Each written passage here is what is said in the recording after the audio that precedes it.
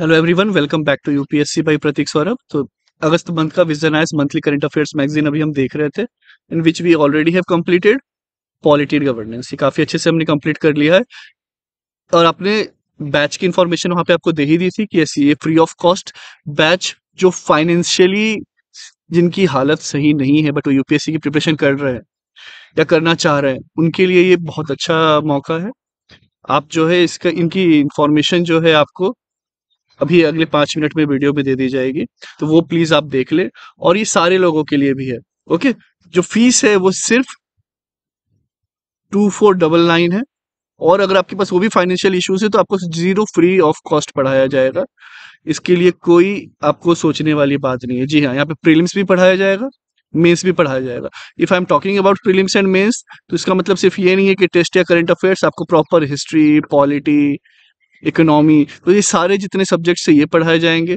Mains की अगर बात करूं तो सिर्फ ये नहीं है कि आपको बस थ्योरेटिकल पढ़ा दिया गया है, यहाँ पे आपको proper how to write mains answer writing, how to write introduction, how to write conclusion, how to write body, so ये सारी चीजें बताई जाएगी। साथ ही साथ हैंड रिटन आंसर बताए जाएंगे लाइव, कि आपको यहाँ पे आंसर लिखना कैसे। सपोज करिए ऊपर एक क्वेश्चन दिया हुआ है, वहां पर वो लिखना कैसे, वहां पे जो है मैं खुद यहाँ पर आपके लिए स्पेशली इस पे लेक्चर्स बनाने वाला हूँ और कुछ बनाए भी हुए हैं। ठीक है, तो ये यहाँ पे आपका मेंस भी प्रॉपर कंप्लीट होते चले जाएगा। साथ में ये सी सेट पे भी हम उतना ही ध्यान देने वाले हैं। लास्ट ईयर बहुत सारे एस्पिरेंट्स को इस पे फायदा हुआ जिन्होंने यहाँ से पढ़ा। तो ये जो है सी सेट भी यहाँ से कराया जाएगा, तो आपको किसी चीज के लिए यहाँ पे परेशान होने की जरूरत नहीं है। प्रीलिम्स मेंस ही है, और वैसे भी ये फीस तो नेग्लिजिबल है। अभी इस पे ये भी 50% 4999 इसकी फीस थी, जो कि अभी 2499 पे, जो कि पे कर सकते हैं। अगर आप पे नहीं कर सकते, एक छोटा सा टेस्ट लिया जाएगा। ओके, एक छोटा सा टेस्ट लिया जाएगा और वो उसके बाद आपकी ये जो फी है, अब हमें हल्का भी लगे कि 5% भी कि आप बिल्कुल इसके लायक हैं, तो यहाँ पे जो है आपको फ्री ऑफ कॉस्ट कर दिया जाएगा। ओके, जस्ट आपको है सबमिट करना पड़ेगा आपका थोड़ी बहुत माइन्यूट चीजें कि भाई क्या क्या आपको इश्यूज हैं। और इसकी जो रजिस्ट्रेशन लिंक है ये आपको कमेंट सेक्शन में मिल जाएगी और आपको डिस्क्रिप्शन में मिल जाएगी। 30 सितंबर ये लास्ट डेट है रजिस्ट्रेशन का, तो प्लीज इसे जल्दी से जल्दी आप रजिस्टर कर लें। अब देखते हैं अब हम इंटरनेशनल रिलेशनशिप के बारे में। अब जो इंटरनेशनल रिलेशनशिप है इंडिया एंड ग्लोबल साउथ, अब देखिए जो ग्लोबल साउथ जो होता है ना, वो कैसे है ये यहाँ पे आपको समझ में आएगा। इस लाइन के नीचे जिसको बोलते हैं हम ब्रांडेड लाइन, ब्रांडेड लाइन ने इस तरीके से कर दिया कि इस लाइन के ऊपर जितने भी हैं सब रिच कंट्रीज है। ठीक है, इसके नीचे सारी पुअर कंट्रीज है। ऑस्ट्रेलिया को जिसमें एक्सक्लूड किया गया, ये आपको याद रखना है। अब देखिए यहाँ पर आपको लगेगा अभी अभी के कंडीशन के हिसाब से, पहले तो हम सुपर पावर थे, इंडिया और चाइना मिलके वर्ल्ड का 50% जीडीपी करता था। बट इनको मौका मिल गया अभी, जिसे हमें हालत खराब हुई, तो अब यहाँ पे इन्हें क्या कर दिया है कि भाई साउथ अमेरिका, साउथ अफ्रीका, इधर की कंट्रीज जो है गरीब है एज कम्पेयर टू ये। तो अभी के हिसाब से यस, ये कहीं ना कहीं वैलिड भी बैठता है। तो अब ये जो आर्टिकल है वो कह रहा है इंडिया एंड ग्लोबल साउथ। क्यों? क्योंकि इंडिया जो है कहीं ना कहीं ग्लोबल साउथ को लेकर अब जा रहा है आगे। जैसे हमने क्या कहा कि G21 में अफ्रीका की एंट्री होनी चाहिए। G20 कंट्रीज में एक भी अफ्रीकन कंट्रीज नहीं है, तो G21 में अफ्रीका है। तो ये सब जो चीजें हम हर कंट्री के बारे में सोच रहे हैं, हम ब्राजील के बारे में सोच रहे हैं, हम हर एक कंट्री के बारे में सोच रहे हैं, हम अपने अड़ोस पड़ोस की जितनी कंट्रीज हैं उसके बारे में सोच रहे हैं। हम बांग्लादेश, हम मालदीव्स, जो हमारे अगेंस्ट भले जहर घोल रहा हो या उगल रहा हो, फिर भी हम उसकी सपोर्ट कर रहे हैं कि भाई। तो हर एक चीज को एक फैमिली की तरह लेके हमने देखा ही है कि किस तरीके से वैक्सीन मैत्री और बाकी चीजों में भी हमने ये चीज की है।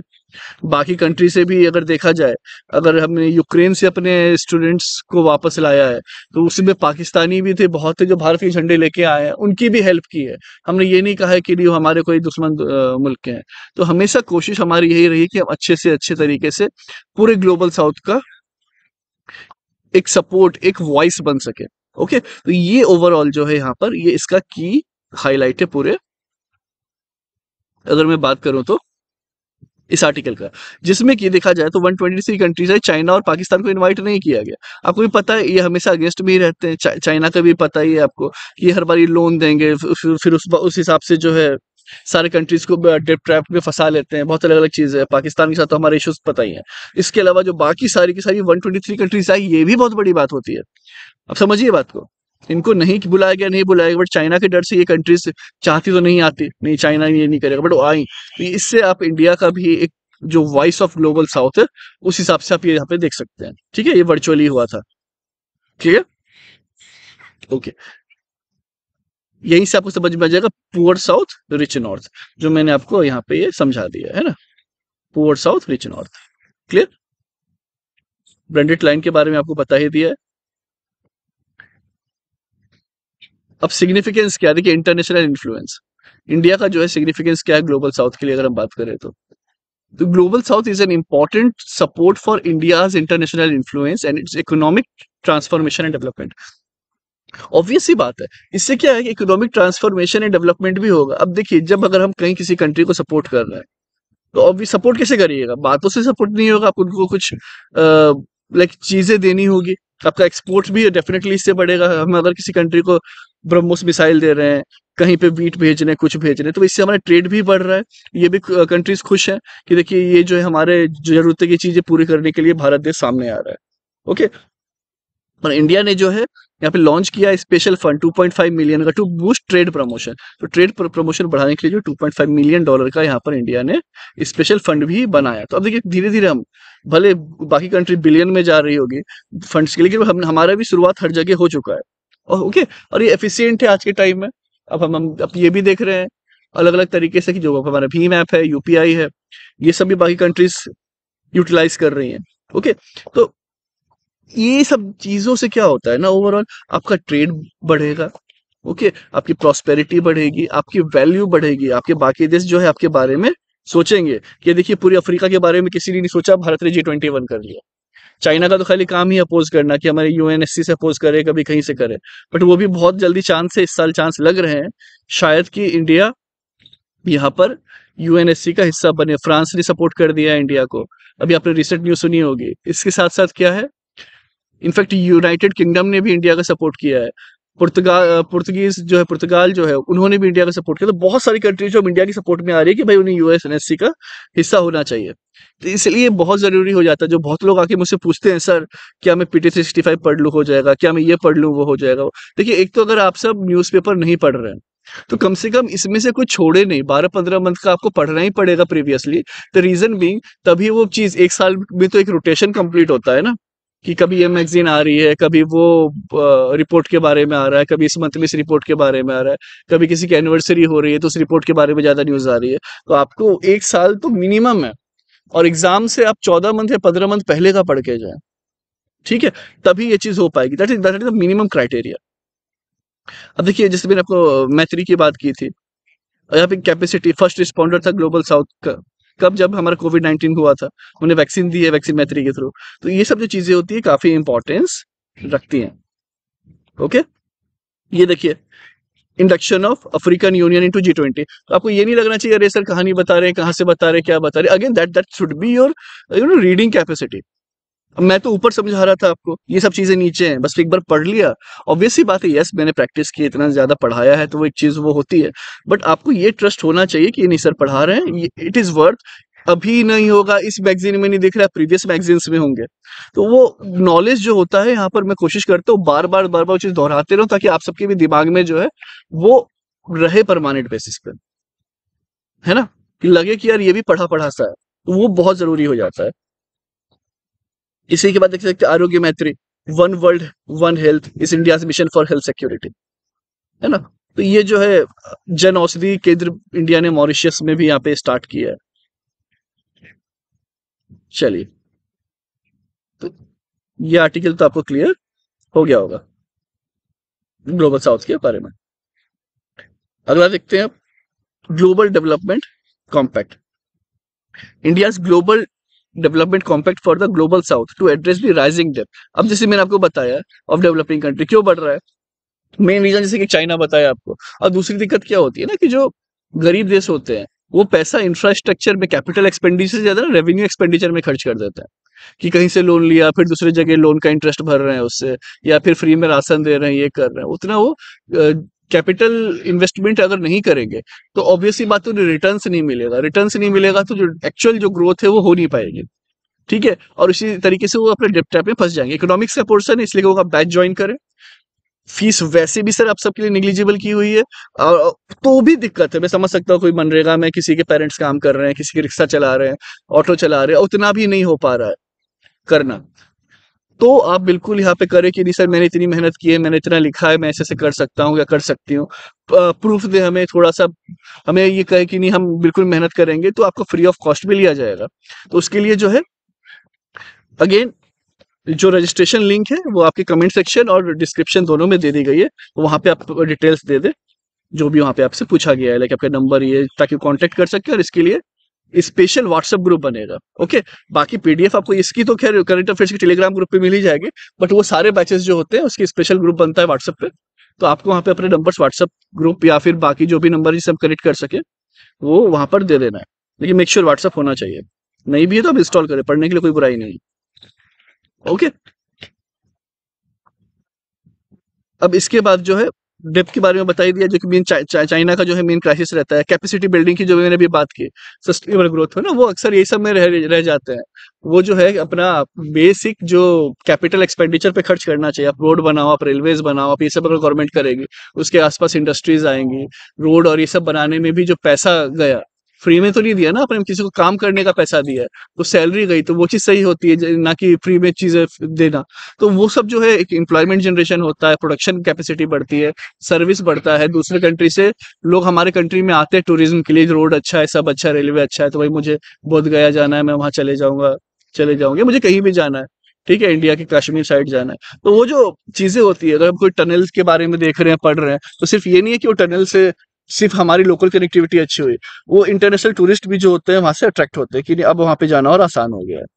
ठीक है, अब ऑब्वियस सी बात है, हाई बोरोइंग कॉस्ट। आपने नोटिस किया होगा कि जो डेवलपिंग है ना कंट्रीज, उनको हाई बोरोइंग कॉस्ट है। अगर मानिए कि मैं जॉब करता हूँ, तो मेरे पास बैंक आएगा, बोलेगा सर पर्सनल लोन 12% पे ले लीजिए, 11% पे ले लीजिए।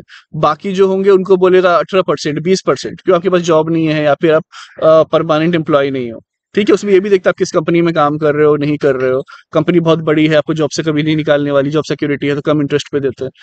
तो ये सब जो चीजें होती है, सारे फैक्टर्स जो आपको इसमें इकोनॉमिक्स में तो समझा ही जाएंगे, बट एक बेसिक लेवल पे मैं यहाँ पे बता रहा हूँ, ये होता क्यों है, उनको क्यों हाई बोरोइंग कॉस्ट देनी पड़ती है। ये लगता है कि यार ये पता नहीं, अगर मैंने इनको पैसा दे दिया, मान लीजिए 100 करोड़ अभी अफ्रीका की कोई कंट्री को, जिम्बाब्वे को दे दिया, अब वो हमें वापस कर पाएगा कि मेरा पैसा तो फंस जाएगा, तो इसीलिए उन पे इंटरेस्ट ज्यादा ले लो, 25% इंटरेस्ट ले लो। तो वो हो सकता है कि 4 साल तक कम से कम 100 करोड़ ही हमारे वापस हो जाएंगे इंटरेस्ट के नाम पे। समझ रहे हैं? फिर वो फंसा भी रहा तो उस पर इंटरेस्ट बाद में ले लेके 100 करोड़ का 1000 करोड़ होता रहे, हमें क्या लेना देना, फायदा ये। तो ये जो है 2 से 4% ज्यादा, 2 से 4 टाइम्स ज्यादा है यूनाइटेड स्टेट से। अगर मान लीजिए यूनाइटेड स्टेट जो है 3% पे ले रहा है, तो ये सब जो है बाकी कंट्रीज 12% पे ले रही है या 20% पे ले रही है, जस्ट एग्जांपल मैं दे रहा हूँ। और जर्मनी तो 1% पे ही ले रहा होता है या 2% पे, तो उससे 6 से 12 टाइम्स ज्यादा इंटरेस्ट रेट पे बेचारे डेवलपिंग कंट्रीज लेते हैं, इंक्लूडिंग इंडिया का भी यही हाल है यहाँ पर। ये बाकी जो अफ्रीकन कंट्रीज है उनके बारे में तो आप और सोच सकते हैं क्या बुरी हालत होगी। ठीक है, तो बाकी चैलेंजेस वगैरह जो है, पॉलिटिकल इंस्टेबिलिटी है और बहुत सारे जो चैलेंजेस हैं, वो सब चैलेंज यहाँ पे एक रीजन बन जाते हैं कि कोई भी यहाँ पे इंटरेस्ट नहीं देना चाहे, मतलब कि पैसा ही ना देना, जैसे भी बांग्लादेश का हाल हो गया है। पता नहीं कौन सरकार बनेगी, क्या करेगी, नहीं करेगी, वो सब ये कंडीशन देखे कि इन्होंने तो जो है इंडिया में इंडिया की इलेक्ट्रिसिटी का बिल अभी तक नहीं पूरा किया है, अब हम इनको लोन देंगे तो पता नहीं देंगे कि नहीं, तो भाई लेना है तो लो, 25% पे ले लो। समझ रहे हैं? तो ये इस तरीके से सारी चीजें आती हैं। अब हाई डेब्ट बर्डन से क्या होता है कि 60% जो लो इकोनॉमिक कंट्रीज है, वो डेब्ट डिस्ट्रेस की तरफ है, जैसे आपको ऑलरेडी यहाँ पे डिस्कस किया है।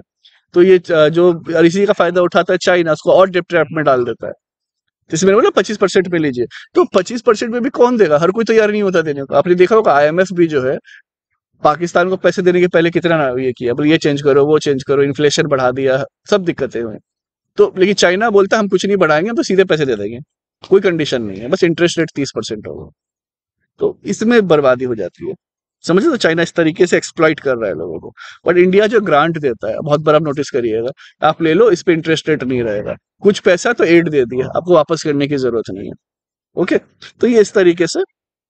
अब सबको लगेगा सर क्या जरूरत है? देखिए, अब एक अगर आपकी फैमिली है, आप जरूरी नहीं है कि पूरे दुनिया पूरे अभी फैमिली में आपके पास कोई इतना पैसा नहीं है, मान लीजिए आप बिजनेसमैन नहीं है, आप कमा रहे हैं, अच्छा खासा फिर भी कमा रहे हैं, आप 1 लाख 1.5 लाख रुपए महीना कमा रहे हैं, बट आपको जो है आपकी फैमिली में अगर सब ठीक है तो अच्छी बात है। आप थोड़ा देखिए नाना नानी ठीक है कि नहीं है, दादा दादी के फाइनेंशियल ठीक है कि नहीं है, मम्मी पापा का ठीक है कि नहीं। जब इन सब का आपने देख लिया, अच्छा चलो ठीक है, इसके बाद में कर सकता हूँ, तो फैमिली में बाकी मेंबर्स भी हैं, अपने ही है ना, तो वो उनकी फाइनेंशियल कंडीशन ठीक है तो उनको कर दिया। जरूरत नहीं है कि मांगने की जरूरत पड़े। कभी आपको लग रहा था आपने सामने से ही बोल के दे दिया, तो ये चीज अच्छी भी लगती है। और आपके पास है तो भाई ऊपर वाला तो आपको और देगा ही देगा। ठीक है, तो ये हमेशा नियत अंदर होनी चाहिए मन में, कि हम इस तरीके, फिर अगर वो वहां भी सब अच्छे तो बिल्कुल हम समाज के लिए करें, है ना, हम लंगर लगाए, हम खाना दें, जो भी आप करना चाहे। आप कोशिश करिए कि आप जॉब जनरेट कर पाए लोगों के लिए, तो वो और अच्छी बात है, कि आप कितने टाइम तक खिला पाएंगे।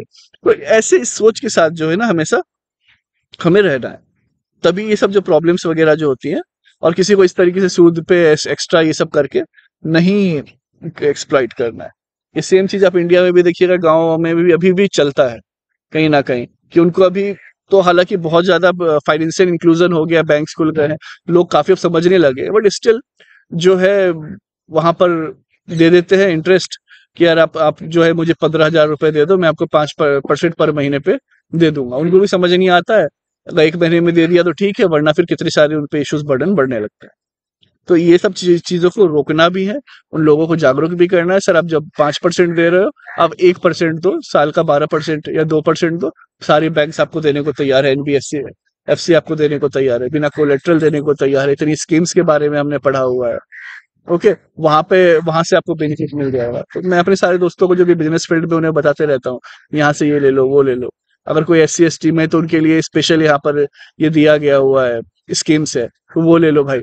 तो ये इस तरीके से ना, आई यूज टू हेल्प। तो सिर्फ ये नहीं है कि आप सबको पढ़ा के एक हेल्प कर रहा हूँ, उसके अलावा भी मेरी कोशिश होती है यार करते रहो, मजा आता है ना, दैट्स। अब सोचिए आप सब हैं इतने, 11-12 हजार लोगों का एक परिवार सा बना हुआ है, we use to interact, comments आते हैं, एक फैमिली लगती है, अच्छा लगता है। तो वो करना जो है, बेनिफिट कहीं ना कहीं देखे तो भाई मेरा भी है, कि इतने सारे लोग सुन रहे हैं, बातें हो रही हैं, इंटरेक्शन हो रहा है, कभी अकेलापन नहीं लगेगा, कभी कुछ भी प्रॉब्लम हुई, आई कैन कमेंट, और वहां पे आप सब आ जाएंगे हेल्प के लिए। तो सिर्फ फाइनेंशियल सपोर्ट ही सब कुछ नहीं होता, कभी कभी इमोशनल सपोर्ट की भी बहुत वैल्यू होती है। और इसलिए मैं बार बार समझाता हूँ ना आपको, कभी भी डिस्ट्रेस में नहीं रहना है, एंग्जाइटी में नहीं रहना है, ब्रेकअप के गम में नहीं, इसके गम नहीं, उसके गम में नहीं। ये सब कुछ जो है एक वक्त के बाद ना मजाक ही लगने लगेगा, कि यार क्या कर रहे थे हम। सबसे इंपॉर्टेंट है पढ़ना, मेहनत करिए। मैं जो कहता हूँ कि आप जो है भाई मेहनत से मोहब्बत करिए, तो दुनिया आपसे मोहब्बत करेगी। तो मेहनत आपको कहाँ करना है, अपने फील्ड में करना है, अपने एजुकेशन में करना है, वो बहुत ज्यादा जरूरी है। ठीक है, चलिए। भाई रिकमेंडेशन कुछ ना कुछ दिए रहते हैं, कि भाई लोन पे कंसेशन दो, ग्लोबल फाइनेंस रिफॉर्म लाओ, ठीक है, क्राइसिस रेजिलियंस बनाओ, कि भाई इस तरीके से ऐसा नहीं है कि इतने आप इंटरेस्ट पे लोन दे सकते हो, ये कर सकते हो कि वो क्राइसिस में फंस जाए। तो ये सब जो चीजें होती है यहाँ पर आती हैं। इसके बाद अगर मैं बात करूं, 10 years of global act east policy. तो एक्ट ईस्ट पॉलिसी, भाई इंडिया का हमेशा से रहा एक्ट ईस्ट पॉलिसी, क्यों? क्योंकि वेस्ट साइड हमारा पाकिस्तान है, वो परेशानी करता रहता है कि नहीं?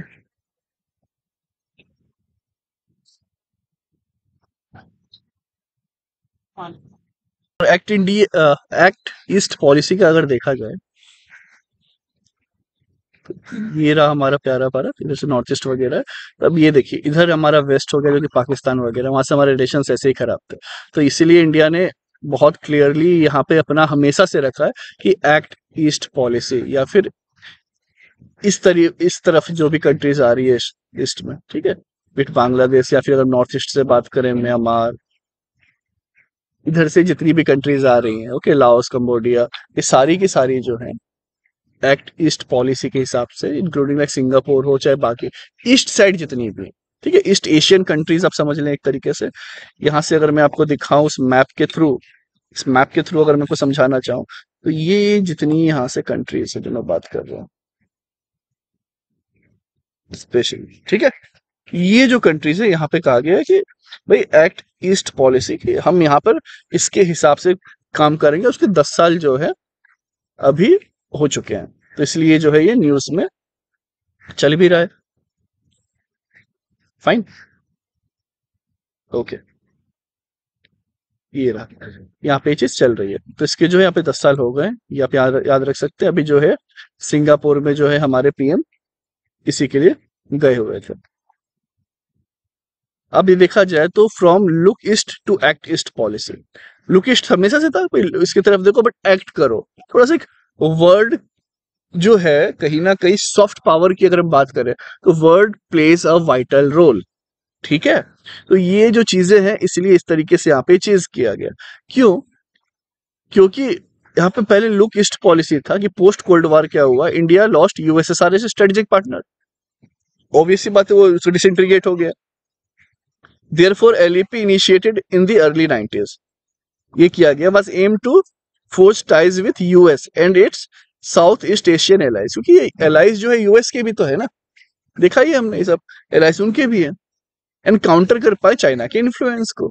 चाइना इन्फ्लुएंस देखिए 90 से ही हमें समझ में आने लग गया था कि आगे जाके 20-30 साल में परेशान करेगा कि हम उस रेट से नहीं हुए डेवलप।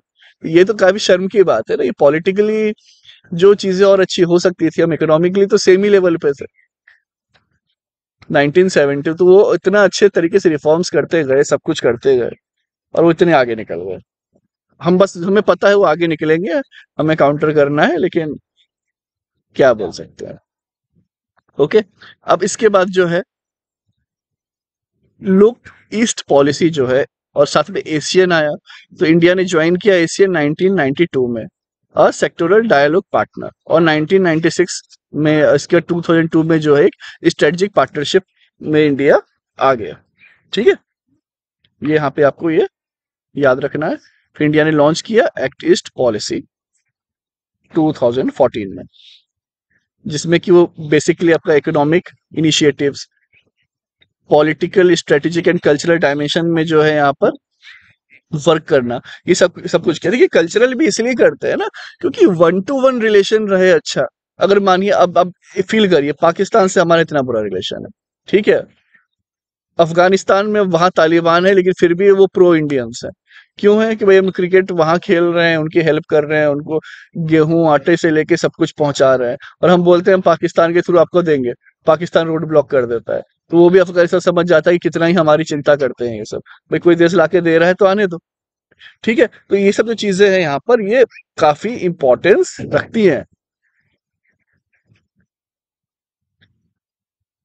एक्ट ईस्ट पॉलिसी, अब इसकी अगर बात की जाए तो ये आपका देखिए एग्जांपल है इंडो पैसिफिक ओशियन इनिशिएटिव जो है यहाँ पे इसके थ्रू लॉन्च किया गया, तो काफी इसके अपने अपने जो है इंपॉर्टेंस होते हैं। बिम्स्टेक इसी के कारण आया है, एशिया कॉरपोरेशन डायलॉग सब इसी पे, तो फोकस हमारा ये रहा है इंडियन ओशियन रिमो एसोसिएशन, ताकि जितनी भी कंट्री हैं वो ज्यादा से ज्यादा हम उनसे देखिए एक फोरम पे मिलोगे तो उससे क्या होगा, इंटरेक्शन कम होगा, है ना। जैसे कि मानिए एक एग्जांपल देता हूँ, बहुत अच्छा सा एग्जांपल, कि मैंने आपको जो है क्वेरी रिजोल्यूशन के लिए एक मंथली कॉल रख लिया, तो आप मंथली मुझसे बस एक बार मिलोगे, लेकिन मैं एक ये रख दूं कि prelims query resolution, mains query resolution, फिर एक रख दूं आपको कि आपका पढ़ने का स्केड्यूल किस तरीके से होना चाहिए। अब मैंने क्या किया, 3 रख दी है एक मंथ में, तो हो सकता है कि अब आप तीनों ज्वाइन कर लें और मंथ में हमारा 3 बार इंटरेक्शन हो, बॉन्डिंग भी अच्छी होगी, आपकी प्रॉब्लम्स भी समझेंगे, आप हमारे चैलेंजेस समझेंगे, उसके साथ साथ जो है हम आगे बढ़ते चले जाएंगे। तो आपको समझ में आ रहा होगा कि बार बार ये इतने सारे सर क्यों बना देते हैं, एक बना ही हुआ है तो फिर ये 4 देश एक साथ हो रहे हैं, 6 एक साथ हो रहे हैं, जितना मिलिएगा जुलिएगा वही हुआ ना। अगर मानिए आपके 10 दोस्त हैं और आप 2-3 के साथ हमेशा दिन भर घूमते रहते होंगे, घूमती रहती होंगी या बातें होती होंगी, तो ऑब्वियस सी बात है उनसे आपकी बॉन्डिंग अच्छी है, बोलते ना ये मेरी अच्छी दोस्त है लेकिन उसकी तो बात ही अलग है। तो काइंड ऑफ ये जो है रिलेशन आपका बताता है कि भाई किसमें कितने कितने जगह पे ये सारी कंट्रीज हैं। ओके, क्लियर हो गया होगा यहाँ पर आपको ये। स्ट्रेटेजिक इंटरेस्ट की बात करें तो इंडिया ने स्टैब्लिश किया है strategic partnership with Indonesia, Vietnam, Malaysia, Japan, South Korea and Australia, इन सबके साथ यहाँ पे स्ट्रेटेजिक पार्टनरशिप की है। ताइवान के साथ भी जो है यहाँ पर expanding their unofficial relationship, Taiwan के साथ करें तो चाइना को पसंद नहीं आता, बट अब हमने हमारा रिलेशनशिप बिजनेस पर्सपेक्टिव से सब कुछ वहां पर अब स्टार्ट धीरे धीरे कर दिया है। ट्रेड की बात की जाए तो देखिए एशियन जो है इंडिया का 4th लार्जेस्ट ट्रेडिंग पार्टनर है, पहला यूएसए है, दूसरा जो है आपका चाइना है, वो दोनों में फर्स्ट सेकंड चलते रहता है, लेकिन हम हमेशा चाहते हैं कि यूएसए नंबर 1 पे रहे क्योंकि वहां हम ज्यादा एक्सपोर्ट करते हैं, कम इंपोर्ट करते हैं, बायलेटरल ट्रेड तो ज्यादा होता है लेकिन हम सरप्लस में होते हैं।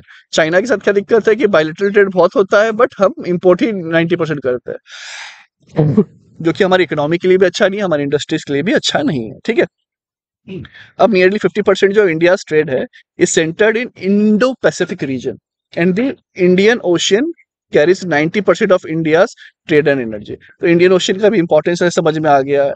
फिफ्थ लार्जेस्ट इन्वेस्टर है जापान, ये भी चीज यहाँ से समझ में आ रही है। अब इश्यूज है कि भाई जो भी प्रोजेक्ट इंडिया जो है, देखिए 536 करोड़ में पूरा होना चाहिए था, 3200 करोड़ ले लिया। कालंदन मल्टी मॉडल प्रोजेक्ट जो था, जो कि डिले हो गया और 6 गुना उसका प्राइस बढ़ गई। तो ये सब पे इंडिया को बहुत ज्यादा ध्यान देने की जरूरत है।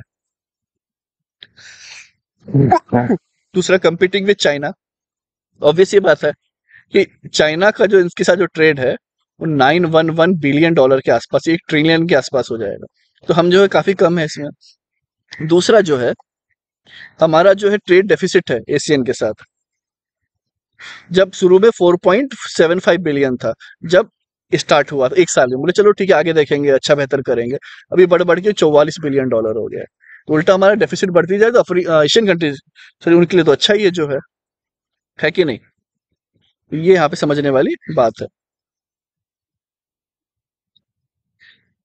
So this is the basic issue कि भाई हमारा जो है यहाँ पे फिजिकल ये जो है हमारा इंपोर्ट काफी ज्यादा बढ़ते चले जा रहा है। जो ट्रेड डेफिसिट है ये भी काफी बलून होते जा रहा है, लाइक देख रहे हैं आप, लगभग लगभग 6 टाइम्स हो गया है, ठीक है।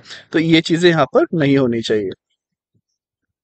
अब वे फॉरवर्ड अगेन आप क्या क्या कर सकते हो, सिक्योरिटी कोऑपरेशन करो, इंफ्रास्ट्रक्चर पे वर्क करो, कल्चरल डिप्लोमेसी के बारे में बताया ही है कि जितना ज्यादा ये होगा बॉन्डिंग भी बढ़ेगी, चीजें और बढ़ेंगी। अब हो सकता है कि वहां से फिर टूरिज्म हमारे पास ज्यादा आने लगे। देखिए हम सब क्या सोचते हैं, थाईलैंड जाएंगे, आता है कि नहीं जीवन में हर किसी का, गोवा और थाईलैंड। गोवा हुआ है तो थाईलैंड, अब क्या करो दूसरी कंट्री में जाके वहां पे उनका बढ़ा रहे हो। तो ये भी मेरी रिक्वेस्ट रहेगी, आप सब इंडिया में भी घूमें, बहुत प्यारी प्यारी जगह जाए, फॉरेन जाए क्यों ना जाए, जा सकते हैं तो, लेकिन इंडिया में भी आप ये सब करें तो इंटरनल टूरिज्म बढ़ेगा, जिससे भी बहुत फायदा होता है देश को। जैसे आपने अभी देखा होगा अयोध्या में भी काफी करोड़ों लोग गए हैं, तो it it increase the tourism, तो इससे काफी ज्यादा यूपी को भी फायदा हुआ है। तो जो जो खासतौर पे ऐसे गरीब स्टेट्स हैं, बिहार हो गया, अगर वहाँ पे बोध गया वगैरह और अच्छा हो जाए, इंटरनेशनल टूरिज्म और बढ़ा है वैसे भी, अभी सबसे ज्यादा टूरिज्म बिहार में ही आ रहे हैं। तो ये सब चीजों से क्या होता है ना, वहाँ का इकोनॉमी बढ़ता है। तो इंस्टीड ऑफ जो हम खर्च करते हैं, जो बाकी स्टेट्स जो हैं यहाँ पे दे रहे हैं फंड, ऑब्वियस सी बात है, क्योंकि फंड का पॉपुलेशन और बहुत तरीके से जो है डिस्ट्रीब्यूशन होता है, वो एक अलग से इकोनॉमिक्स का टॉपिक है, वहाँ पे अच्छे से पढ़ाया जाएगा। तो वो इश्यूज कम होंगे भाई, अगर आपके पास उतना इंफ्रास्ट्रक्चर नहीं है, ये नहीं है, इंडस्ट्रीज उतनी नहीं आ रही, कम से कम आप अगर टूरिज्म अपना बेहतर कर सकते हैं तो करें। यूपी ने जैसे करके दिखाया है, तो वो वही चीज जो है बाकी स्टेट्स भी करेंगे तो काफी उन्हें फायदा होगा। ओके, इसलिए कल्चरल यहाँ पे बार बार हर बार आप देखेंगे ये चीज आ जाती है, लगता है घूम फिर के क्यों आ रहा है। मेन्स आंसर राइटिंग में सब पॉइंट्स हमेशा के लिए लगभग लगभग 70% पॉइंट यू कैन यूटिलाइज। तो आपको ये भी सिखाएंगे कि देखिए ये पॉइंट्स आपको हर आंसर में लिख सकते हैं। अगर कभी आप स्टक हो गए और आपको यार सर आंसर कैसे लिखे मेंस के समय, तो क्योंकि टाइम बहुत कम होता है सोचने का, वो सब कुछ यहाँ पे आपको मेंस में सिखाया जाएगा। अगेन कहूंगा टेलीग्राम ग्रुप ज्वाइन कर लें, लिंक होगी, पीडीएफ वहां पे मिल जाएगा। और आपका ये बैच ज्वाइन कर लें, लिंक रजिस्ट्रेशन लिंक है, वहां से आपका प्रॉपर एक बैच बनेगी, सब कुछ वहां पे कंप्लीट करा दिया जाएगा, ठीक है। तो हर एक चीज सीखना है यहाँ पे, ये नहीं है कि प्रीलिम्स का सर ने करंट अफेयर्स करा के छोड़ दिया, या फिर आपका प्रीलिम्स में करवा के छोड़ दिया, या टेस्ट करा के। भाई हर एक चीज करवाई जा रही है मेन से लेके ये, ताकि कहीं भटकना ना पड़े यार। मदद करो तो ऐसे करो ना, जैसे मेरा कहना है कि सिर्फ खाना खिला के कुछ नहीं होगा, साथ में जॉब भी दे दो, साथ में रहने का भी कुछ इंतजाम करवा दो। धीरे धीरे फिर वो अपने आप खुद मेहनत से अपनी आगे बढ़ जाएंगे। सेम है, थोड़ा प्रीलिम्स मेंस करंट अफेयर सब करवा दो, फिर मेहनत से इंसान आगे निकल जाएगा। तो लाखों करोड़ों जो खर्च हो जाते हैं ना, लाखों खर्च होते हैं पढ़ाने कोचिंग ये सब के चक्कर में, तो वो चीज ना हो, ठीक है। और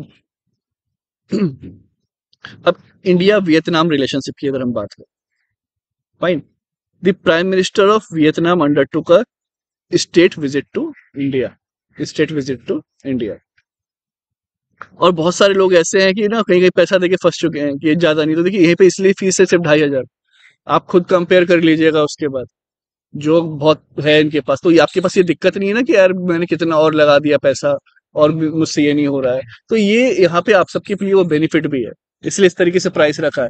कोई कोई क्या करते हैं कि नहीं, बहुत एडवर्टाइजमेंट करते हैं, बहुत एडवर्टाइजमेंट करते हैं, इंसान सोचता है कि यार 10-20 हजार ही तो बोल रहे हैं फीस, ले लेते हैं, बाद में समझ ही नहीं आता है पढ़ा क्या रहे हैं। और फिर वहां पे उनके पास लाख स्टूडेंट रहते हैं और 50-100 लोग भी प्रीलिम्स नहीं निकाल पाते हैं। ये रेशियो है। I won't take the name of that particular organisation कि जिसने क्या यूपीएससी के साथ किया है खास तौर पे, बट जो फील किए होंगे, झेले होंगे, उन्हें तो पता ही है। और वक्त से कीमती सर कुछ नहीं है। सबसे बड़ी बात है, आपके वक्त की यहाँ पे वैल्यू होगी, उससे कीमती कुछ है नहीं। क्योंकि अगर आपने वो पैसा तो छोड़िए, वो वक्त दे दिया, वापस थोड़ी आएगा आपका। और सबके पास है ना, साल 2 साल 3 साल ही अच्छे से होते हैं तैयारी के लिए।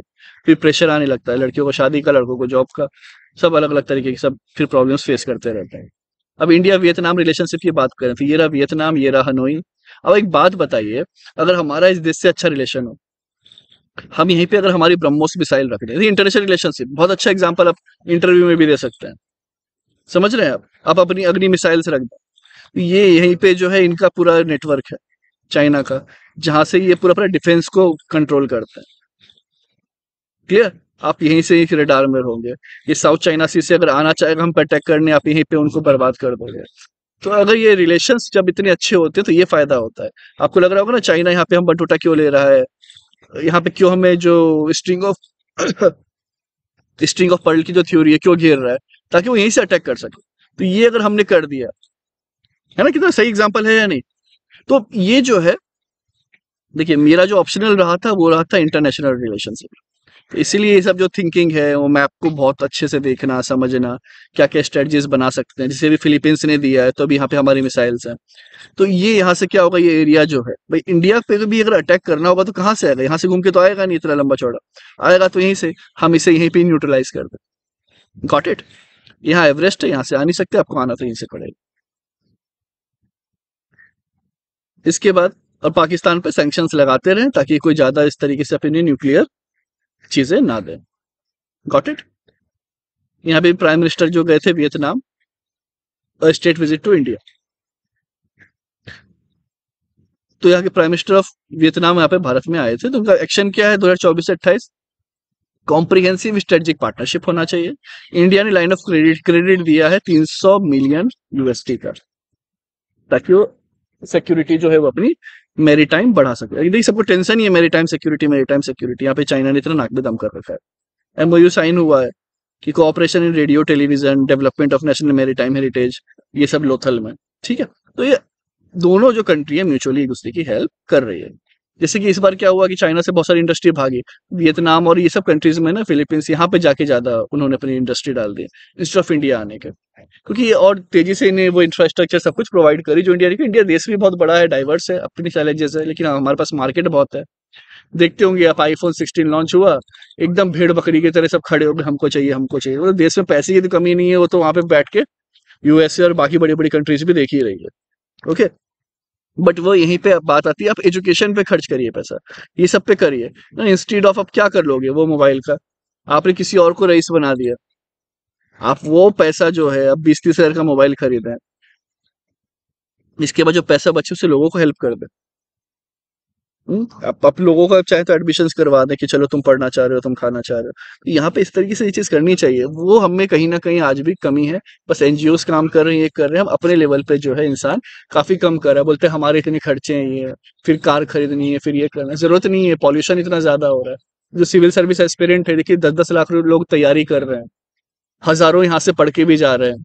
अगर मैं अपने चैनल से भी यहाँ पे, अब हमारे चैनल से जो बात करूं, तो यहाँ पे समझने वाली बात है, अगर आपने इतना पढ़ा है, इतनी नॉलेज आप सबने अगर ली है, तो उसको इम्प्लीमेंट करें प्लीज। रिक्वेस्ट है हाथ जोड़ के आप सबसे कि आप उसे इम्प्लीमेंट करें कि नहीं, मुझे इन्वायरमेंट बचाना है, एटलीस्ट मैं तो इनिशिएटिव लूं, मैं तो ये करूं।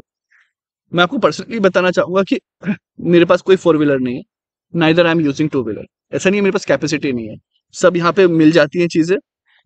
मैं मेट्रो यूज कर रहा हूँ, ये कर रहा हूँ, मैं लिटरली यूज नहीं करता। I love to walk by foot, fitness भी ठीक रहती है उससे। तो ये चीजें करनी जरूरी है। ओके, जरूरी नहीं है कि आपके पास कोई हायाबुसा जैसी गाड़ी हो तो ही आपकी वाली आपके पीछे बैठेगी। अगर आप जितने सिंपल हैं, ये है आजकल सिंप्लिसिटी भी जो है ना, वो एक्चुअल में बेस्ट पॉलिसी है, उससे भी लोग अट्रैक्ट होते हैं। तो बस शो ऑफ के लिए या किसी चीज के लिए, या फिर ज्यादा पैसे वाला शौक ना पाले उतना, है ना, लाइफ इनिशिएटिव है ना, लाइफ स्टाइल, चेंज जो हमें करना है एज पर इन्वायरमेंट, तो काफी इंपॉर्टेंट है वो सब चीज। ये समझना है, ये सिर्फ पढ़ना नहीं है। और अपने अंदर ये तो देखिए मैगजीन में इतनी चीजें, मैं अपने अंदर क्या क्या इंक्लूड कर सकता हूँ, मेरे काम का क्या है, उस तरीके से भी देखना बहुत जरूरी है। ओके। इसके बाद कॉम्प्रिहेंसिव स्ट्रेटेजी पार्टनरशिप की हमने बात कर ली है। बायलेटरल ट्रेड जो है ठीक ठाक है, लगभग $15 बिलियन के आसपास का है।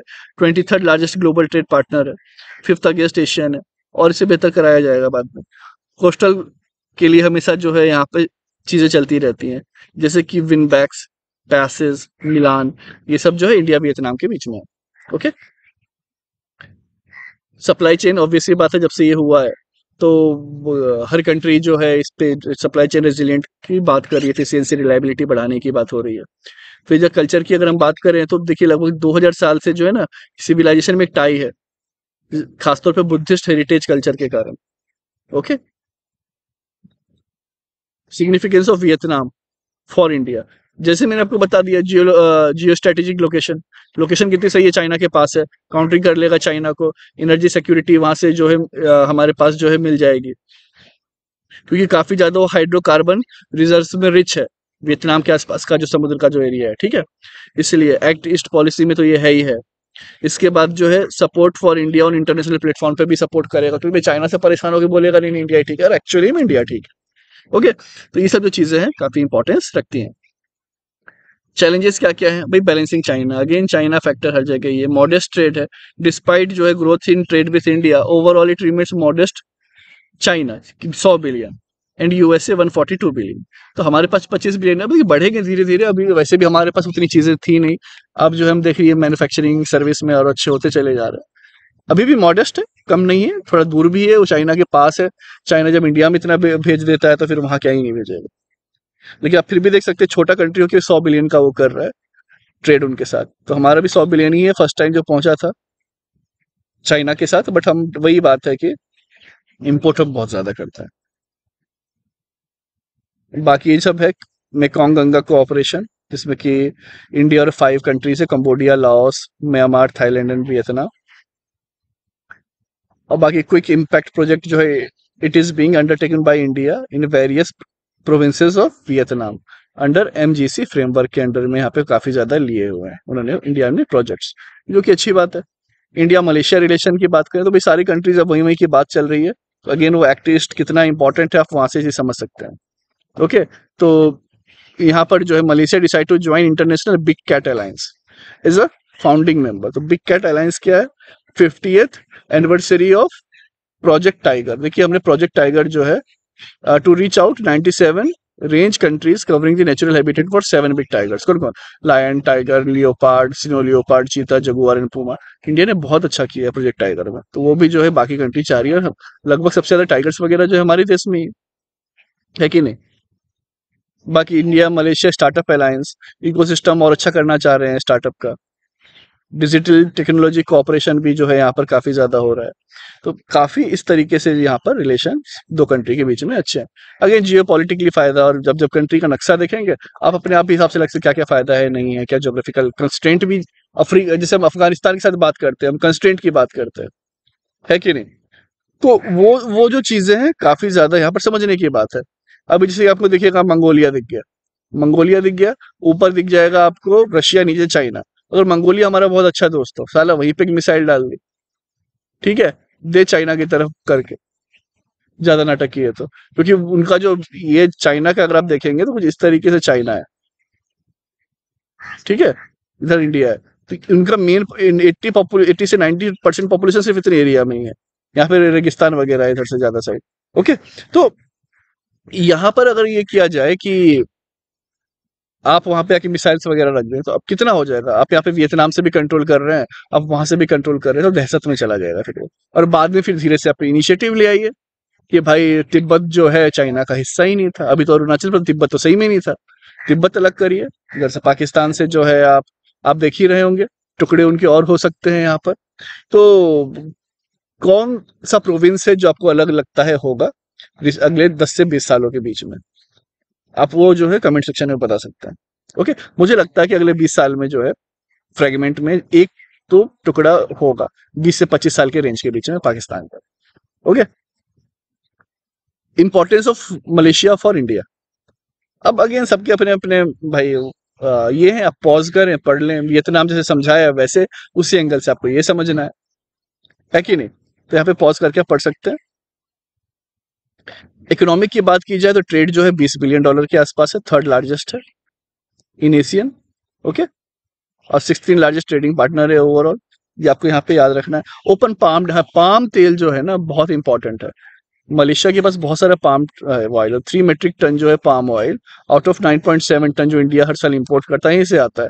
अभी ये ना है तो तेल अभी आप देख सकते हो 140 रुपए लीटर मिल रहा है, वो और 200 जाएगा।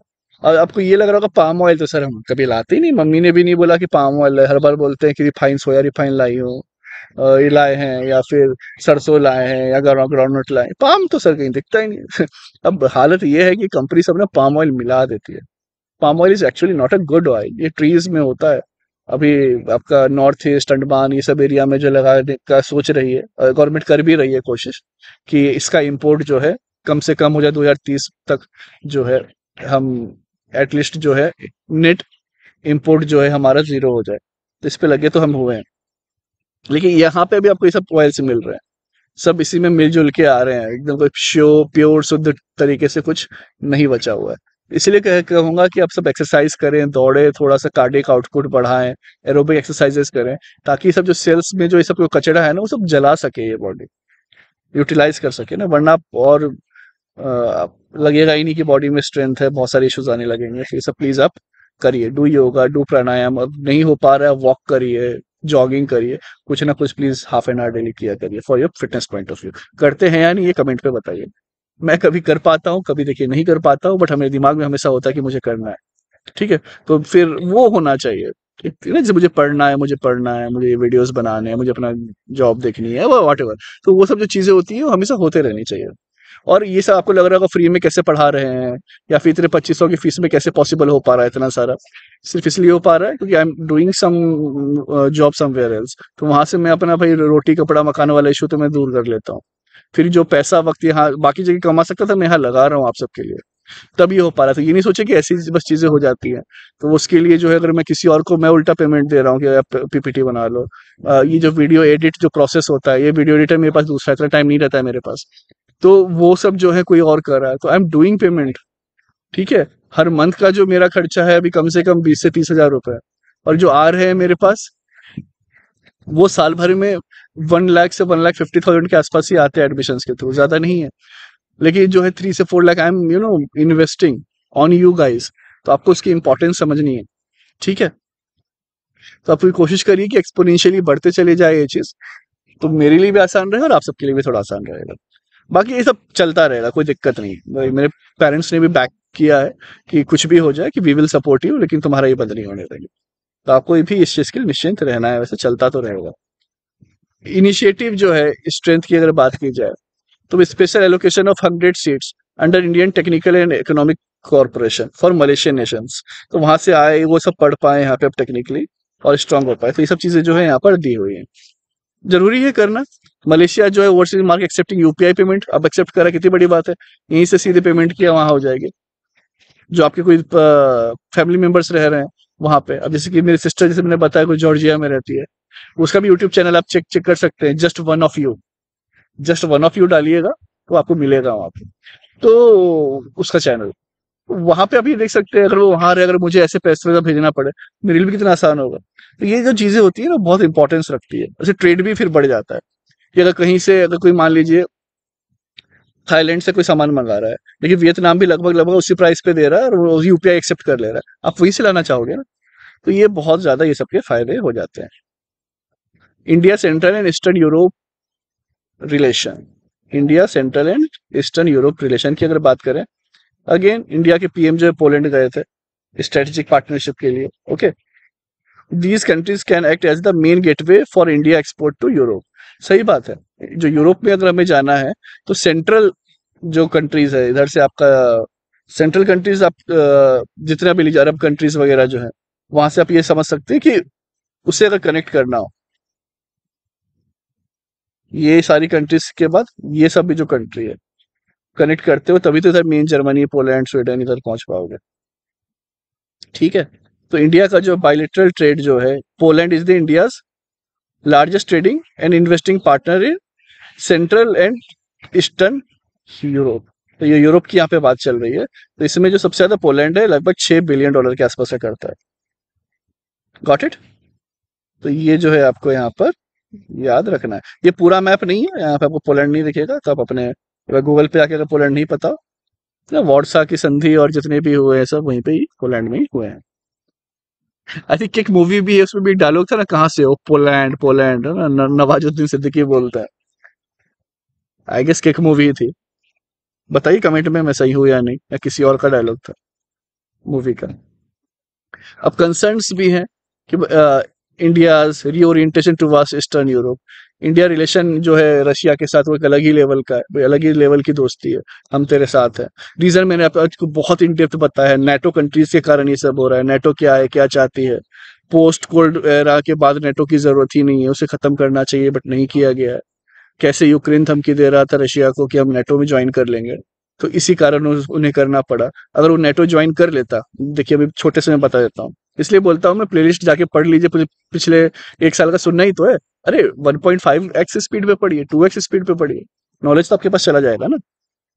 तो इससे क्या होगा, अब देखिए नेटो की अगर हम बात कर रहे थे, तो नेटो का ऐसा था कि अगर यूक्रेन नेटो का हिस्सा बन जाता और फिर अगर रशिया यूक्रेन पे वो ये कर देता, वॉर करता, तो ये माना जाता कि आपने अमेरिका ब्रिटेन सब पे वॉर किया है। समझ रहे हैं? तो वो क्यों वो भी उतना पंगा लेना चाहता, रशिया भी नहीं लेना चाहता, तो वो बोला मत बनो उसके, क्योंकि तुम हमारे पास हो। अब जैसे मान लीजिए पाकिस्तान, अब आप फील करिए, पाकिस्तान अगर नेटो का मेंबर बनना चाहे और बाद में ये हो जाए कि इंडिया इनका कुछ वॉर हो गया, ये हम पे बम फेंकते रहे, हमारे आर्मी का गला काटते रहे, कुछ भी करते रहे, और हम चुप बैठे रहे, और हमने कहीं उरी अटैक की तरह 1-2 अटैक कर लिया, तो अमेरिका मानेगा कि उन पे अटैक हो गया। अब पूरी अमेरिका ब्रिटेन सब मिलकर इंडिया पे अटैक करेगा, तो हम पाकिस्तान को तो यही बोलेंगे ना, अगर तुमने उनके साथ एक हुए तो हम तुम्हें नस्ते नाबूद कर देंगे। यही चीज थी, तो ये समझने वाली बात है। ठीक है, इसलिए ये सब जो चीजें काफी समझने वाली बात है। चलिए, इसके बाद इंडिया पोलैंड रिलेशन जो है, ये रहा आपका, देखिए पोलैंड, वार्सा की संधि जो मैं बोल रहा था, ये रहा पोलैंड। इंपॉर्टेंट आसपास के देश देख लीजिए आप, स्लोवाकिया, चेक Republic, Austria, Hungary, Ukraine.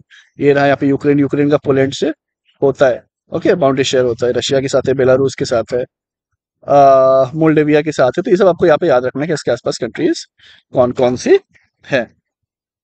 Okay, so recently जो है Indian PM visited Poland, which also concluded 70th anniversary of diplomatic relationship. तो 70 साल यहाँ पे हो गए हैं। वहीं पे वर्ल्ड वॉर 1 और ये सब की यहाँ पे बात चल रही है कि जो यूएसएसआर से आए थे वर्ल्ड वॉर 2 में, तो वहां पे Maharaja Jam Sahab Digvijay Singh established a camp in Jamnagar to shelter refugee. तो यहाँ पे रेफ्यूजी को जो है हमने यहाँ पर शेल्टर दिया था। और डिप्लोमेटिक रिलेशन जो है यहाँ से ये लगभग हमारे स्टार्ट हो गए, एम्बेसी वगैरह भी बहुत पहले से बनी हुई 1957 से। Both countries agree to elevate bilateral relationship to strategic partnership. देखिए बायलेटरल का मतलब होता है दोनों कर रहे हैं बिजनेस, लेकिन स्ट्रेटेजिक पार्टनर कि भाई ये रहा मेरा मित्र, अब इसके साथ एक अच्छी पार्टनरशिप करनी है। समझ रहे हो? तो वो होता है इस तरीके से। अब जैसे मैं कैसे समझाऊं आपको कि मान लीजिए क्रिकेट खेल रहा है इंडिया, अभी बांग्लादेश के साथ खेल रहा है, तो ट्रेड चल रहा है कि मैच चल रहा है, लेकिन स्ट्रेटेजिक पार्टनरशिप हुई रोहित शर्मा, या फिर मान लीजिए वो अभी रिसेंटली हुई है या अश्विन एंड जडेजा के साथ, जडेजा एंड अश्विन ने जो की वो काफी स्ट्रेटेजिक पार्टनरशिप थी, इंडिया के लिए बहुत इंपॉर्टेंस रखता है। तो वैसा ही कुछ करना, वो हुआ एक नॉर्मल ट्रेड हो रहा है, गेम्स चल रहे हैं, स्ट्रेटेजिक पार्टनरशिप, वो इस तरीके से आप इसे समझ सकते हैं। Got it. इसके बाद इंडिया यूक्रेन रिलेशनशिप, अगेन वहां भी गए हैं, फर्स्ट एवर टाइम से डिप्लोमेटिक रिलेशन जो है 1992 में बंद तो गए, जाते ही नहीं थे इंडिया के, बस कहीं नहीं, यूएस जाना है पीछे खड़े हो जाना है। अभी देखिए, आप देखते भी होंगे कि भाई मोदी जी कहीं जा रहे हैं, तो मोदी जी नहीं जा रहे हैं कहीं, पूरा भारत देश कहीं जा रहा है, क्योंकि वो इंडिया को रिप्रेजेंट कर रहे हैं, क्योंकि हम हमारे वोट से ही तो वहां पे वो गए हैं ना। तो आप वहां पे देख सकते हैं, चाहे उनके जो बिडेन है या कोई भी है, अब वो उनके पीछे आते हाथ मिलाने के लिए, है ना। पहले जो हमारे पीएम को उतनी इज्जत नहीं थी, आई नो देयर, वो जो है मनमोहन सिंह से बड़ा इकोनॉमिस्ट कोई इस देश में अभी तक हुआ ही नहीं है, इस पे मैं कोई मेरा ये नहीं है, लेकिन वो जो होता है इंटरनेशनल इज्जत मिलना, वो हम कहीं ना कहीं जो भारतीय होने पे गर्व होना कि हाँ वी आर इंडियंस, वो एक अलग ही लेवल है। पहले था कि you are from poor country इसलिए यहाँ आते हो ये आते हो, but no now you are from India and now thanks कि आप यहाँ पर हैं हमारे साथ। तो वो चीजें अब बदल रही हैं। ठीक है। अब इंडिया यूक्रेन में देखिए भीष्म क्यूब दिया गया। भीष्म क्यूब क्या है? एक पोर्टेबल मेडिकल फैसिलिटी है। ओके। भीष्म क्यूब, क्यूब मतलब एक क्यूब सा होता है बड़ा सा, जिसके अंदर सब कुछ रहेगा। एक छोटा सा stretcher, bed, oxygen cylinder. Okay, ये तो क्यूबॉइड बन गया। बट ठीक है, ये सारी चीजें जो है इसके अंदर होती हैं। और इसको फिर एयर लिफ्ट किया जाएगा। यहाँ से मान लीजिए एक नट बोल्ट कुछ लगा हुआ है और इसको एयर लिफ्ट कर सकते हैं हवा से। हेलीकॉप्टर से उठा के कहीं डाल दो, तो जहाँ पे कोई जख्मी है ये है तो वहाँ पे ये काम आ जाएगा। तो ये सब जो है हमने यहाँ पे यूक्रेन को दिया है कि भाई आप यहाँ पर ये यूज कर सकते हो। इंपॉर्टेंट रिवर है ये, नाइपर, ये आपको यहाँ पे याद रखना है। ये कीव रिवर है, ये कीव जो है जगह है। तो ये जो चीजें आपको यहाँ पे हल्की याद रखनी है, बेलारूस, मोल्डावा, ये याद यहाँ पर आपको रखना है। क्रीमिया जो है रशिया ने एनेक्सेशन कर लिया है, इस पे कब्जा पहले भी था, फिर से कर लिया है। ओके। साइन हुआ agreement agriculture, food, medical products regulations, और ये सब चीजों के लिए यहाँ पर जो है किया गया है। सिग्निफिकेंस क्या है कि भाई एक मीडिएशन, देखिए जब पीएम गए तो रशिया ने भी इन पे जब इन्वेजन अटैक हो रहा है बोल दिया था पीएम वहां पे है, हम आपको अटैक नहीं करेंगे। और रशिया ने ये भी बोला कि हाँ भारत चाहे तो दोनों से मिलके सुलह करवा सकता है। यूक्रेन को भी जिद नहीं करनी चाहिए ना यार कि हमें ये नहीं करना है। बिल्कुल फिर सपोर्ट, फिर रशिया भी सपोर्ट पे आ जाएगा उसके। उसे अपनी चिंता है कि इस तरीके से वो घेर रहा है। ओके।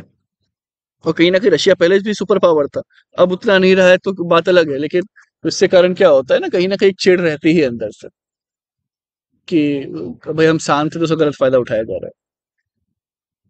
रोल जो इंडिया का है कि ग्लोबल फूड सिक्योरिटी इससे होगा, क्योंकि यूक्रेन जो है काफी ज्यादा, आप देख सकते हैं वीट वगैरह एक्सपोर्ट करता था, तो वो सब जो है भी नहीं हो पा रहा है। डेवलपमेंट ऑफ इनोवेटिव सॉल्यूशंस, तो ये सब जो है यहाँ पे मल्टी स्टेक कंसल्टेशन कर सकता है। तो इंडिया का काफी ज्यादा यहाँ पे ये डिफेंस कॉर्पोरेशन कर सकता है, ट्रेड इकोनॉमी जो है कर सकता है। अभी लगभग $3.3 बिलियन का जो काफी आगे जाके बढ़ सकता है। पोस्ट वॉर रिकवरी में इंडिया हेल्प कर सकता है। रिफॉर्म्स मल्टीलैटरिज्म की यूएनएससी को अगर करे, इंडिया परमानेंट मेंबरशिप अगर हो जाए तो वहां पे उसे और हेल्प कर सकता है।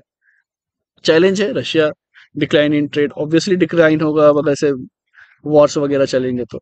बट वो जैसे सब सही होगा, रिस्टोरेशन, कितना सही बात बोली है कि वहां पे अब उनको फिर से डेवलपमेंट करने में उनका, या फिर जो वॉर जो हुआ है अभी, ठीक है, post war recovery and reconstruction में हेल्प करना।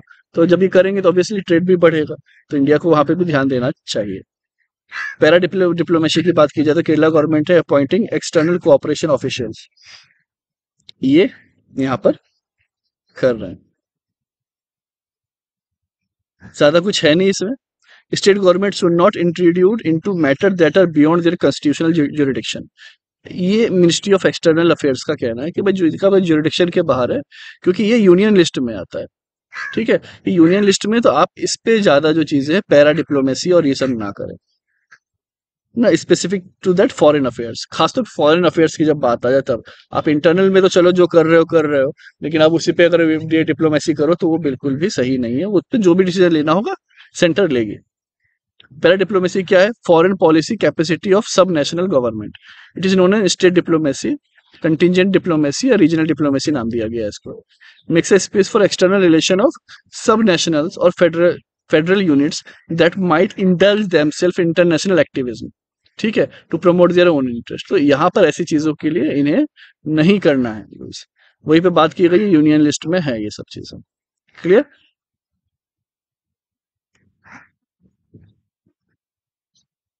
अट्रैक्टिंग इन्वेस्टमेंट, ऑब्वियसली बात है, इन्वेस्टमेंट वगैरह, फॉर एग्जांपल इन्वेस्टमेंट समिट जो है ऑर्गेनाइज हुई है, vibrant Gujarat, progressive Punjab, vibrant Goa.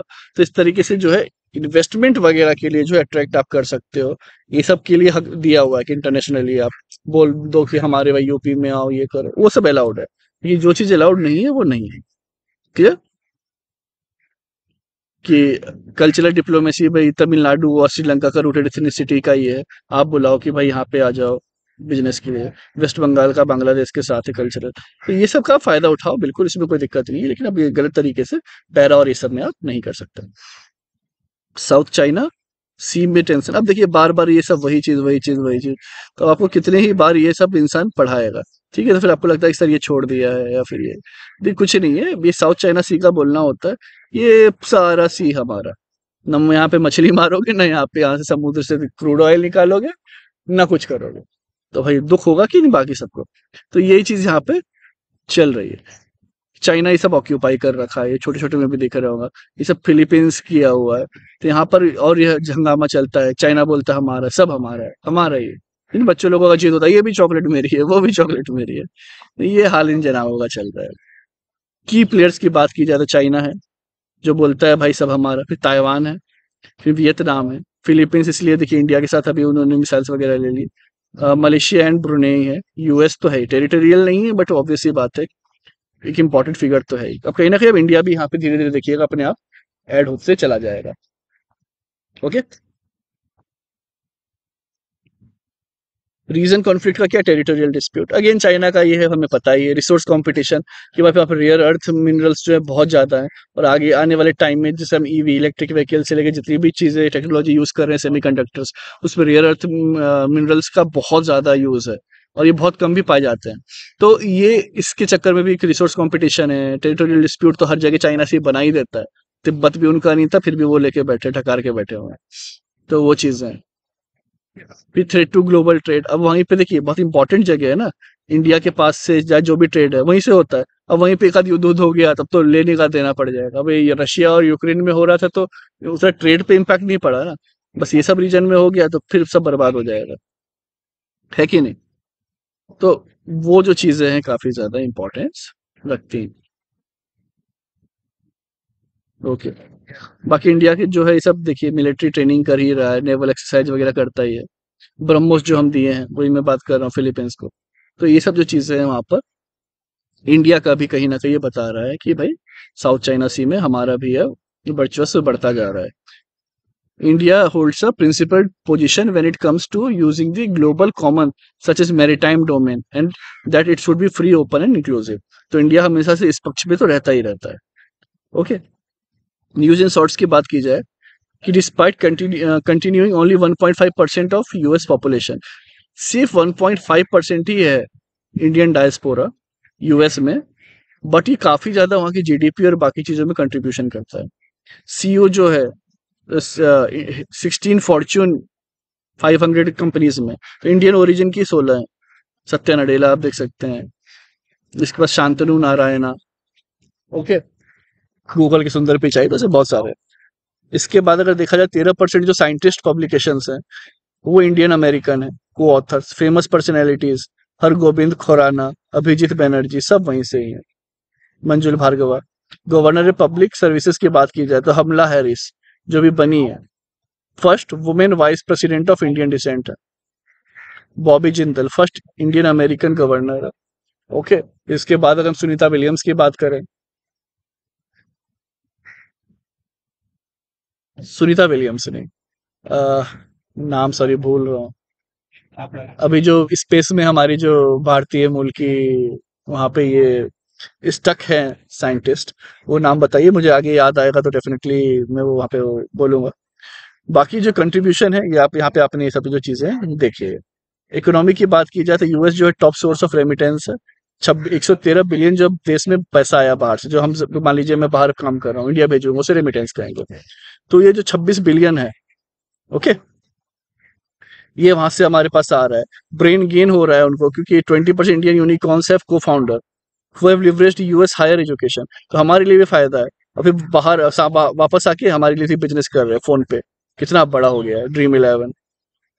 तो ये सेम जो चीजें हैं, दोनों देश को यहाँ से फायदा हो रहा है। प्रवासी भारतीय दिवस भी मनाया जा रहा है वंस एवरी 2 ईयर, 9 जनवरी को।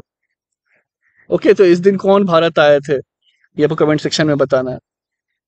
फाइन, तो इस तरीके से जो है यहाँ पर ये हुआ। India elected as vice chairman of IPEF supply chain council, ये यहाँ पे जो है बनाया गया है, लॉन्च हुआ है 2022 के टोक्यो में।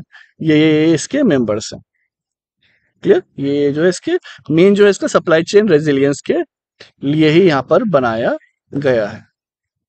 ओके, इंडिया जो है पिलर 2 से 4 तक ज्वाइंट है और पहले के लिए वो ऑब्जर्वर है। इसके बाद देखते हैं सेंट मेरिटेंस आइलैंड। तो ये जो सेंट मेरिटेंस आइलैंड है ये स्मॉल कोरल आइलैंड है। Okay, located north eastern part of bay of Bengal, ये याद रखना है। तो यहाँ पे US wanted to establish military base in maritime island of Bangladesh, वो वहां पे ये चाह रहा था यूएस के लिए हमारा मिलिट्री बेस बना दे। ओके, नियर भी आपका बांग्लादेश और म्यांमार के पास में। तो आपको क्या लगता है, क्या वहां पे होना चाहिए बेस? बताइए कमेंट सेक्शन में, फिर हम डिस्कस करेंगे ऐसे अगले सेशन में होना चाहिए या नहीं होना चाहिए, या क्या लगता है क्या फायदे हैं क्या नुकसान है। तो कुर्क्स रीजन, ये जो है आपका Russia declared emergency in Kursk region. अब ये कुर्क्स रीजन है ये रहा, it is located central part of eastern Europe, central part of eastern Europe में है, बॉर्डर करता है यूक्रेन के साथ। बेसिन जो है Dnieper and Don river are located ये टेरिटरी में है, ठीक है। The main type of soil is chernozem, it has prospected deposit of iron ore है, फॉस्फरेट है, पीट है एंड बिल्डिंग मटेरियल है। पीट आई गेस ये कोल का ही टाइप लग रहा है, बिटुमिनस एंथ्रासाइट पीट, करेक्ट ना, जो खराब तरीके का कोल होता है। अब इसमें जुलाई 2024 की मैगजीन में कुछ एरर्स थे। करेक्ट इन्फॉर्मेशन ये है कि tropic of Capricorn passes over Australia, इन्होंने कुछ और दे रखा था, ठीक है। तो कैप्रिकॉर्न ये आपको यहाँ पे याद रखना है।